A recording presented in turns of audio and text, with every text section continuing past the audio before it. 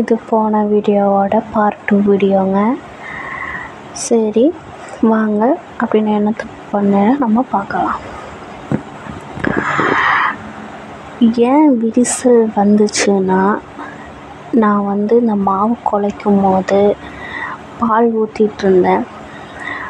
பால் ஊற்றி தான் நான் குழைச்சிட்ருந்தேன். ஆனால் நான் ஊற்றின பால் அந்த மாவுக்கு இனி பத்தலையாட்டம் இருக்குது. அதனால அது ரொம்ப விரிசலாக ஆயிடுச்சு. கெட்டி ஆயிடுச்சு. அந்த சாஃப்ட்னஸ்ஸே வரலை. அதனால தான் எனக்கு அந்த நம்ம ரவுண்ட் பிடிக்கும் போது சாஃப்டாக வராமல் விரிசலாக வந்துச்சு. நான் ஊற்றின மாவு பத்தாமல் தான் எனக்கு விரிசல் வந்திருக்கு. இன்னொன்று, நான் அடுப்பில் ஜீரா காய்ச்சி வச்சுருந்ததும் என்ன ஆயிடுச்சுன்னா, ஜீரா ஆகலை. அந்த சர்க்கரை நல்லாவே கரையலை. அந்த கரையாமல் அது ரொம்ப கெட்டியாயிடுச்சு. கெட்டியானப்போ நான் சரி எல்லாம் சரியாயிரும்னு நினச்சி தான் குலோப் ஜாமுனை வறுத்து அதுக்குள்ளே போட்டுட்டேன்.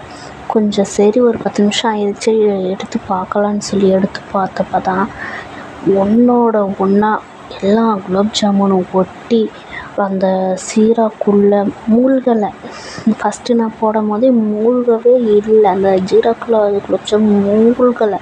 அப்போவே எனக்கு தெரிஞ்சிச்சு, ஐயோ ஏதோ மிஸ்டேக் ஆகிருக்குது, சரி பார்த்துக்கலான்னு சொல்லி இது பண்ணேன். அப்புறம் எடுத்து பார்த்தா ஃபுல்லாக ஒன்றோட ஒன்றா ஒட்டி குலோப் ஜாமுனே நாஸ்தி ஆயிடுச்சு. உடனே டக்குன்னு ஒவ்வொரு குலோப் ஜாமுனை எடுத்தது பாதியெல்லாம் உடஞ்சிருச்சு. அது எல்லாம் தனியாக வச்சுட்டு நல்ல குலோப் ஜாமுன் எல்லாமே எடுத்துட்டேன். இன்றைக்கி தான் சொதப்பிடுச்சு. குலோப் ஜாமுன் பண்ணினதே ஃபுல்லாக சொதப்பிடுச்சு. அதுவும் ஏலக்காயோட குலோப் ஜாமுன் ஃப்ளேவர் நல்லா இருக்கும். போன டைம் நான் செஞ்சது சூப்பராக இருந்துச்சுன்னு சொல்லி தான் இன்றைக்கி 2 பேக்கெட்டு நான் வாங்கினது. அன்றைக்கி ஒரு பேக்கெட் தான் செஞ்சேன். இப்படி ஆயிடுச்சு குலோப் ஜாமுன் செஞ்சதுன்ட்டு ரொம்ப ஃபீல் ஆயிடுச்சு மக்களே. நீங்களும் குலோப் ஜாமுன் செய்யும் போது பார்த்து செய்யுங்க. நான் சொன்ன இந்த 2 விஷயத்தையும் நீங்கள் நல்லா மைண்டில் வச்சுட்டு பண்ணுங்கள். ஓகே, டாடா.